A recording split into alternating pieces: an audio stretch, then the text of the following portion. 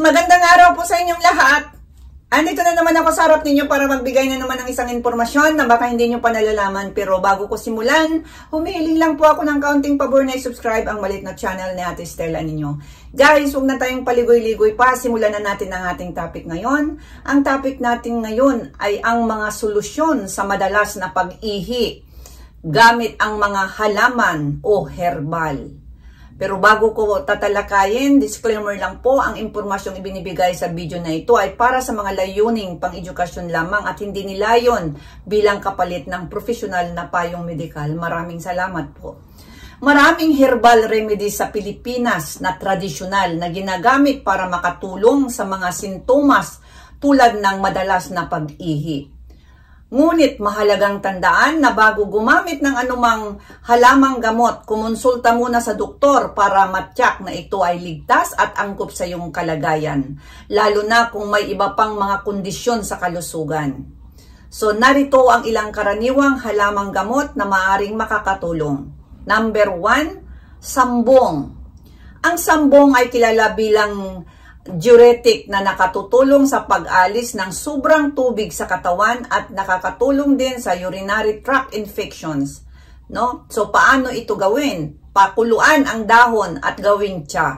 So yan po ang kanyang paraan, no? Gawin nating tsa yung dahon, pakuluan po. Yung pag-inom po, hindi po ako magbibigay ng dosage dahil hindi po tayo isang doktor o herbalist, no? So kayo na po ang mag-search at saka magmula man sa doktor. Kaya kailangan munang magpatingin, baka meron tayong mga ibang kondisyon sa kalusugan.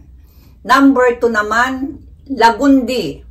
Bagamat kilala ang lagundi para sa ubo, ang lagundi ay may anti-inflammatory properties na maaring makatulong sa bladder irritation. Pakuluan din ang dahon at gawing tsa. Pareho lang din, no? Pakuluan ang dahon at gawing tsa. At ang number 3 naman, takip kuhol. Ano ba? Ito ba ang pronunciation niyan? Takip kuhol. Kilala ito sa pagpapabuti ng daloy ng dugo at pagpapakalma ng mga kalamnan na maaring magdulot ng ginhawa kung may bladder spasm na tinatawag. Pakuluan din ang dahon at gawing tsa o kainin bilang gulay. So, ang ibig sabihin, pwede siyang gulayin, no? Yung tinatawag na takip kuhol. Ngayon ko lang to narinig eh. Dahil ito lahat, guys, ay akin lamang mga nasaliksik. At sinishare ko lang po doon sa mga maraming nagtanong na kung ano ba ang mga natural na pwedeng makatulong sa ihi ng ihi. Marami tayong subscriber na nagtatanong at namumroblema dahil puyat na sa kaka-ihi sa gabi. So yan po yung number 3. At ang number 4 naman, yung tinatawag na banaba. Ang banaba ay kilala sa pagtulong sa urinary tract din ito sa pag-control ng asukal sa dugo na isang posibleng sanhi ng madalas na pag-ihi.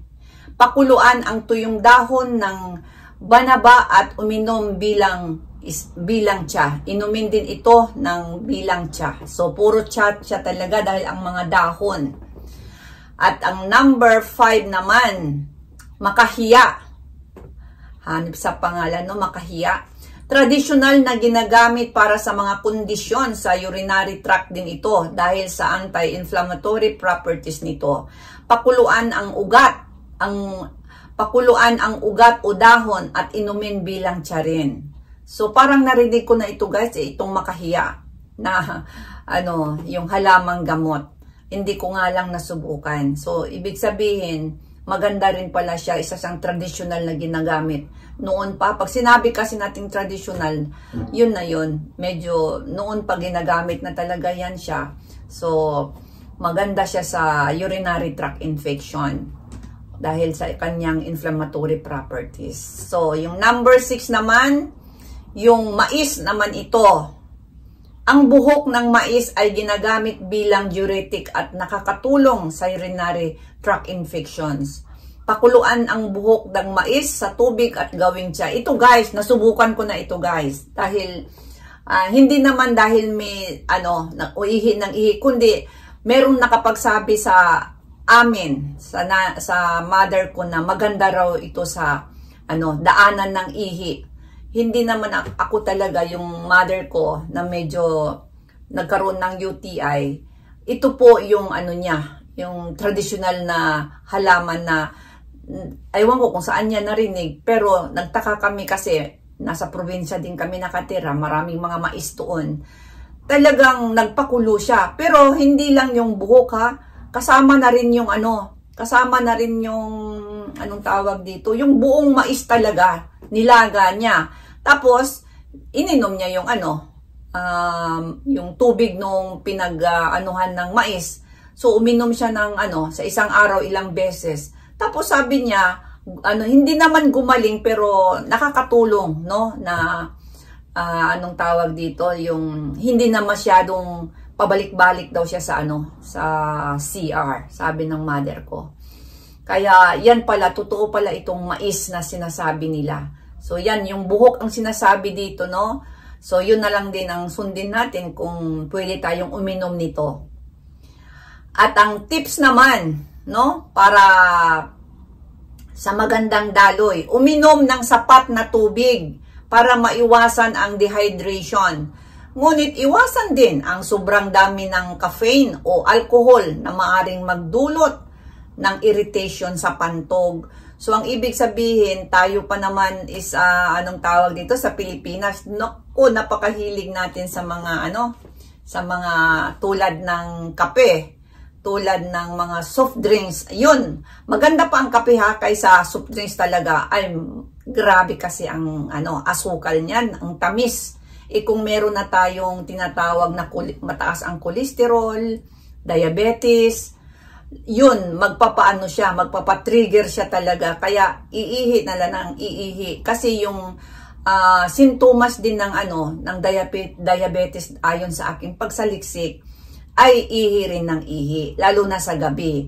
So ang ibig sabihin, pwede nating bawas-bawasan ang mga caffeine na mga caffeinated na mga inumin at saka yung alak, no? Kung meron na po tayong mga nararamdaman na yung ihi tayo ng ihi, pero hanggat hindi po natin pinakukonsulta sa isang doktor, hindi po natin malalaman kung ano talaga ang sanhi, Kaya kung nararamdaman natin, lalo na kung meron ng sakit, may kasamang dugo, mismo yung kaagaran na talaga na pumunta sa doktor para malaman, ma-check up kung ano talaga ang sanhi nito. So, at ang number 2 naman na tips na natin, kung ang madalas na pag-ihi ay dulot ng infeksyon, kung dulot ng infeksyon sa tingin mo, maaring kailanganin ng antibiotic na ito, no? Maraming mga antibiotics na pwedeng ireseta ng doktor. Kaya't mahalaga ang konsultasyon sa isang doktor talaga.